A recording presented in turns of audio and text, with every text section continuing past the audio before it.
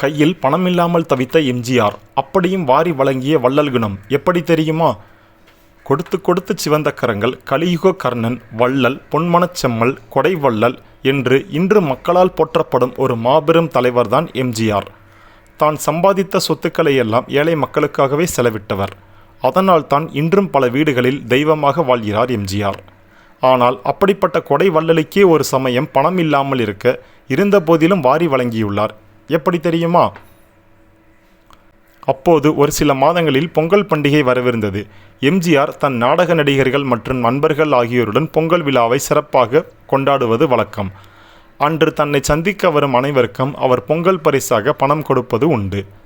இந்த பொங்கல் செலவுக்கு அவருக்கு நிறைய பணம் தேவைப்பட்டது. வாரி வழங்கும் வள்ளல் எப்போதுமே செலவை குறைத்தது கிடையாது. அப்போதுதான் உதயமானது ஒரு யோசனை.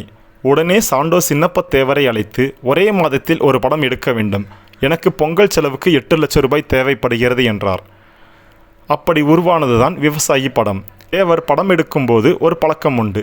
அதாவது முதல் தவணையிலேயே சம்பள பணம் மொத்தமாக நடிகர்களிடம் கொடுத்து விடுவார். அதே பழக்கத்திற்கு ஏற்ப எம்ஜிஆருக்கும் பணத்தை ரொக்கமாக கொடுத்துவிட்டு சத்யா ஸ்டுடியோவிலும் கோயம்புத்தூர் விவசாய பண்ணையிலும் வைத்து விவசாயி படத்தை விரைவாக எடுத்து முடித்தார் தேவர்.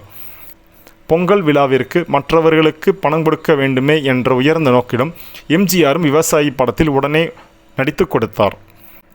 விவசாயி படத்திற்கு பாட்டு எழுத கண்ணதாசன், வாலி தவிர விவசாயத்தில் நன்கு அனுபவமுடைய வேறு கவிஞர்கள் தேவைப்பட்டனர்.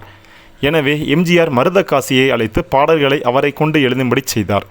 அவ்வாறு உருவான பாடல்தான் மருதகாசி எழுதிய நல்ல நல்ல நிலம் பார்த்து நாமும் விதை விதைக்கணும் என்ற பாடலும், விவசாயி விவசாயி கடவுள் எனும் முதலாளி என்ற பாடலும். அவ்வாறு பொங்கல் தினத்தில் விவசாயத்தின் முக்கியத்துவத்தை உணர்ந்து அதற்கு ஏற்றமாறு திட்டமிட்டு வாரி வழங்கியவர் தான் நம் மக்கள் திலகம்.